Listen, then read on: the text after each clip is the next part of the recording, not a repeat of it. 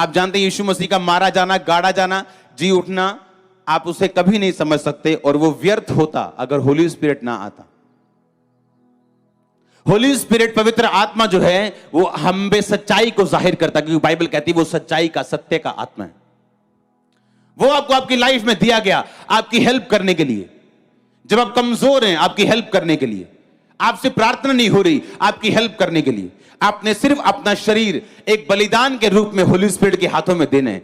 देखो फिर क्या होता है आपकी लाइफ में, किस तरह से वो आपको बनाता है, किस तरह से वो आपकी अगुवाई करता है, किस तरह ग्रेटनेस के रास्ते में वो आपको लेके जाता है। क्योंकि होली स्पिरिट अपवित्र शरीर की कभी अगुवाई नहीं करता। ग्रेटनेस के लिए आपको लगता है आप एक तरफ से सिगरेट पिएंगे और दूसरी तरफ होली स्पिरिट आपको बात करेगा कान में, लगता है आपको ऐसा? आप शराब पिएंगे, आप झूठ बोलेंगे, यहां आप काम करते हैं, आप रिश्वत लेंगे, 100 रुपए ऊपर से कमाएंगे झूठ बोल के, आपको लगता है होली स्पिरिट आपकी अगुवाई करेगा?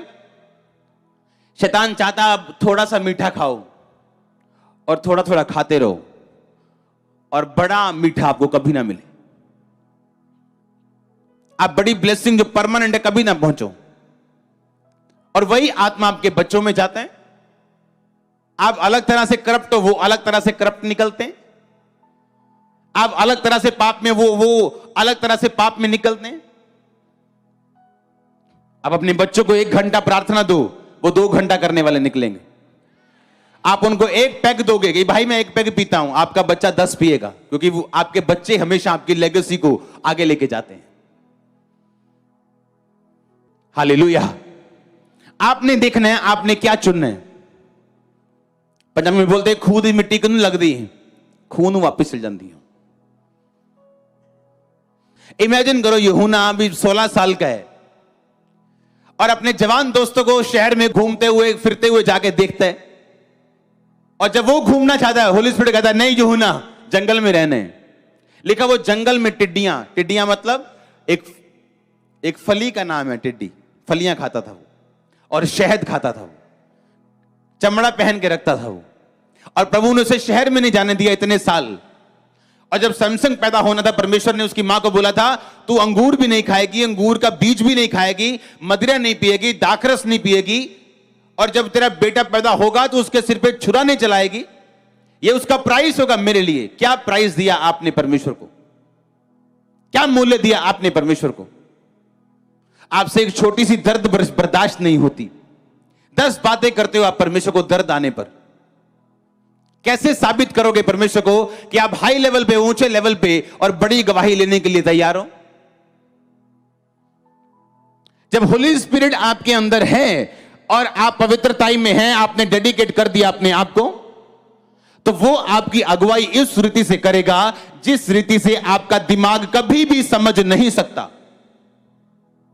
आपको वो अलग करेगा कुछ लोगों से, मिलाएगा कुछ लोगों को, अलग करेगा बहुत सारी चीजों से जिसे आप नहीं समझ सकते। पर मेक श्योर आप पवित्रताई में हो। वो आपको बनाने के लिए होगा, आपको अगले लेवल पे लेके जाने के लिए होगा। आपकी लाइफ को परमेश्वर डे बाय डे बेटर करना चाहता है। ये उसका प्लान है उसके दिमाग में। और परमेश्वर इच्छाएं थोपता नहीं, वो इंतजार करेगा आपके इनफ मैच्योरिटी के लिए कि आप इतने मैच्योर हो जाएंगे जब वो आपके जीवन में काम करने लगे, आप समर्पण कर सके। जब बाज उड़ते हैं, अपने परों से उड़ता है, वो जोर लगाते हैं, उड़ता उड़ता उड़ता, जब वो एक ऐसी हवा में पहुंच जाता ऊपर, अगर फिर वो पंख मारेगा तो वो थक जाएगा और उड़ नहीं पाएगा, और उस जगह जाके फिर वो सरेंडर करते हैं। अगर उसने ऊपर भी जाना है, वो अपने पैरों को इस तरह करता है और ऊपर चला जाता है। नीचे जाना है तो अपने पैरों को ऐसे करता है और नीचे आता है। टेढ़ा होना है, इधर जाना है, वो समर्पण कर देता है। एक टाइम तक आपको पर मारना जरूरी है, एक टाइम बाद आप पर नहीं मारोगे। लेकिन वो टाइम बहुत कम विश्वासियों की जिंदगी में आता है। आमीन बोलने से पहले ये दिमाग में रखना है। कोई अपनी चोरी से नहीं हट रहा, उसके पास 500 बहाने चोरी करने के, ठगियां मारने के, नशा करने के, गालियां निकालने के। क्योंकि शैतान नहीं चाहता आप उस जगह पहुंचो जहां आप समर्पण करके चलो। जब आप एक समर्पण वाली लाइफ में आते हो, एक फ्लो शुरू होता है जो आप अपनी ताकत से कभी नहीं ले सकते।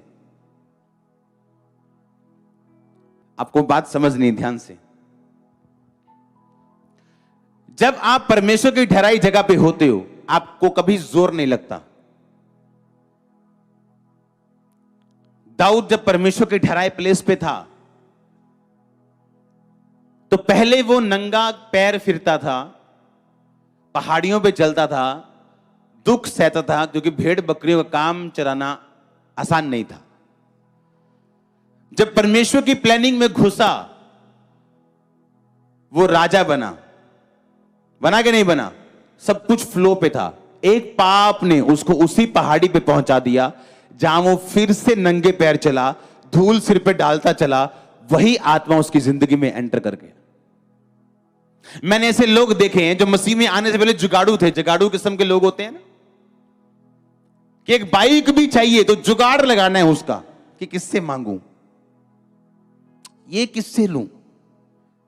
हां, प्रभु ने बढ़ाया बढ़ाया बढ़ाया, लेकिन जब फिर वो अपनी परमेश्वर की प्लानिंग से हटे, आज फिर जुगाड़ू हो चुके हैं।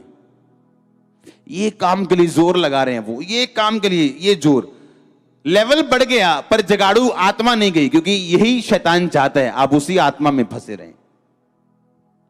लेकिन जब आप परमेश्वर की ठहराई जगह पे खड़े रहते हैं और आप फिर उड़ते हैं, उसके बाद अगर आप जोर लगा रहे हैं बहुत ज्यादा और खिंच रहे हैं, वो परमेश्वर का प्लान नहीं है आपकी लाइफ में। अगर पीस नहीं है तो वो प्लान नहीं है।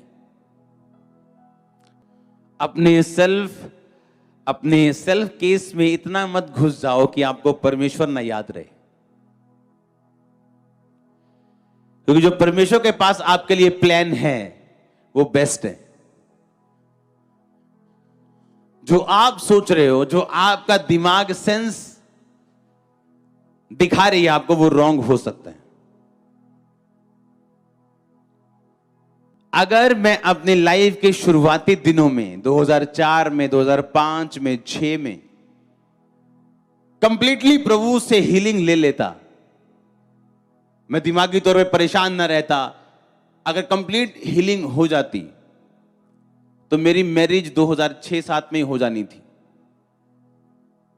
पर जो मुझे 14 में प्रभु की ब्लेसिंग के बाद मिला, वो बेस्ट है।